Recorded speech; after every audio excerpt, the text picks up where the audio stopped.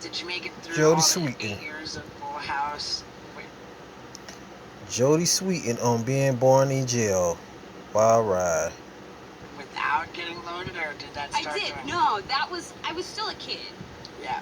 And like, it really wasn't until high school, which was kind of when everybody starts, you know, that's the time. 13, 14, 15, like, you start doing dumb shit, because everyone's doing dumb shit at that age.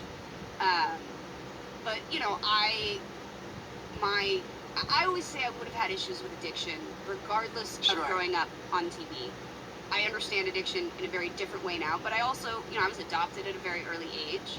My parents both had addiction issues, my biological parents. I was raised by two totally normal people, and that was what I found. You know, I started partying in high school, and I was the one that it was like I started, and I couldn't stop. And I went too far, Right. and people were like, Yeah. what's wrong with you? I was like, I come from a long line. Like on my mom's side of the family, every single person, like Yeah, me without too. without exception. yeah. On my biological side, it's, you know, there was a lot of addiction, there was a lot of mental illness, but, you know, actually finding out now as an adult, there was also a lot more success in some of my biological family than I knew about. But, you know, I definitely was born with, you know, Sure. a predilection to that. And then at 13, 14, you start going like, who am I? Where am I from? Who are my people?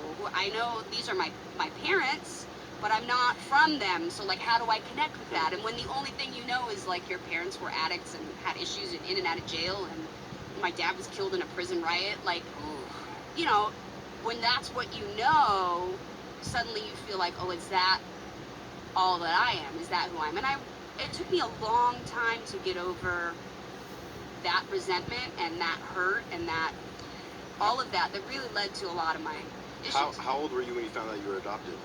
Well, Oh, how I old were you always when knew. you were adopted?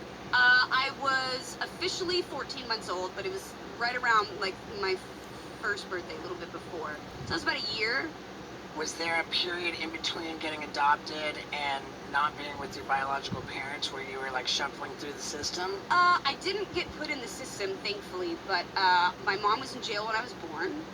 I talk about. You were born in all this- jail? I was born in jail. Wow, well, I was that's- born What a legend, dude. technically at the USC County Sure. on the the inmate floor, but 13th yeah, floor. yep, 13th floor, and So there's like the keg, and then there's the right, Mhm. yeah. So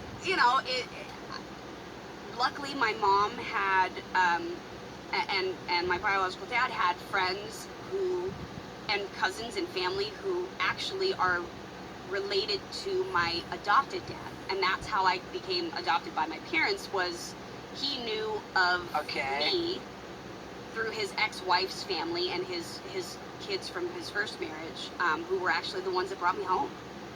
And so I was staying with them, and my parents really wanted to have kids. My mom wasn't able to, and they knew that I needed a home. And so I was really fortunate in that I didn't wind up in the system because family and friends showed up for me and took me home. Yeah. But I was real close, and I always look at my life as this series of like incredibly fortunate events where I just happened to be in the right place at the right time, and like my life took a really different journey, And I think that's a great perspective, because I can imagine some people being like, man, I fucking got screwed. I was born in jail, and then well, and here's the thing is, like, I had to get through, and I talked a lot about that in my book on Sweetin, and I talk about it a lot because I think, for one thing, I know that growing up as an adoptee, I think there's less of a stigma now, but when I was young, my mom was always like, we don't want to talk about this, because they were afraid that all of that coming out about me, that somehow people would look at me different.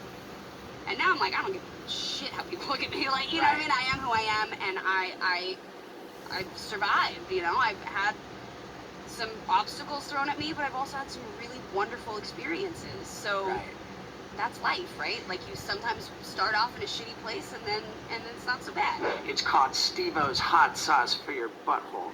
And if you go on Amazon and type in Steve-O's hot sauce for your butthole and order yourself a bottle, you'd be really helping me. Because right now we're ranked number 30 on all of Amazon, and if you buy a bottle, we might go up the ladder, and that would mean a lot. So